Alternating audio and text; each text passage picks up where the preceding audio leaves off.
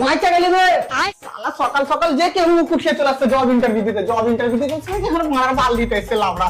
আর next পাঠাবে। रोम रोम भाइयों। वाह क्या लड़का है, वेरी हैंडसम बॉय।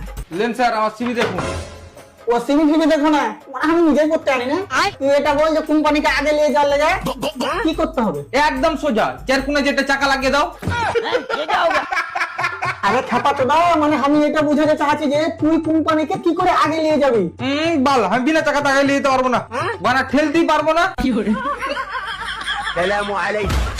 আরে তোর কি মাথা খারাপ হয়ে গেছে?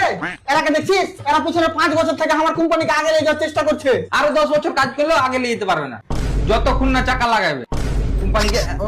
কোম্পানিকে 1 ইঞ্চিও আগে নিয়ে যেতে পারবে না। শোন না, মানে কপালে কিল দিয়ে না জ্বর করে দেবো।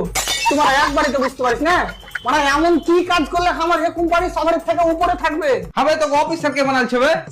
এটা তো একদমই সোজা। বাকি কোম্পানি বিল্ডিং এর উপরে 2-4টা মিস্ত্রি ডেকে 2-4টা রুম বানালা, তাহলে তো হ্যাঁ তোমার কোম্পানি উপরে।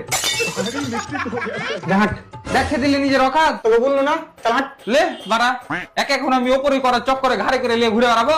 अगर ये करे तो करे क्या, बोले क्या। আরে দাদা, তুমি বুঝতে পারছো না কেন?